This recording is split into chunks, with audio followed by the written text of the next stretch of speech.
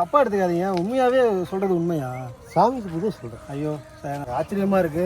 இதோட ஓவியம் எந்த ஒரு கோவிலையும் இல்லாத ஒரு ஓவியமா இருக்கு.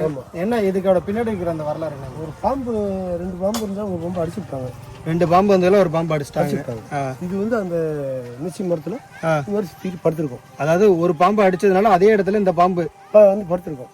அந்த பாம்பு அங்கேயே உடனே பாய்ச்சிட்டாங்க. அந்த இடத்துல பாய்ச்சதுனால அந்த பாம்பு வந்து அங்கேயே படுத்துக்கும். அங்கேயே படுத்துக்கும். இங்க எத்தனை நாளுங்கய்யா? எவ்வளவு நேரம் படுக்கும்? காலம்புற 6 மணிக்கு வந்துடும். 6 மணிக்கு வந்துடும். ஐயாவுக்கே சொல்லும் போது புள்ள வச்சிருச்சு போலயே. இங்கதான் கோயில் இருக்கு. ஐயா சொல்லும் போதே உங்களுக்கு புள்ள வச்சிருச்சு. வர வழியில ஒருத்தன் அடிச்சுட்டான். ஒரு பாம்பு அடிச்சுட்டாங்க. மிக்கல் பொட்டிக்கார பையன். அந்த பையன் காளி சின்னோண்டு கிளை கிளந்து ஒரு நல்ல பாம்பு வந்து 2 பாம்பு வந்துச்சு. ஒரு பாம்பு அடிச்சுட்டாங்க.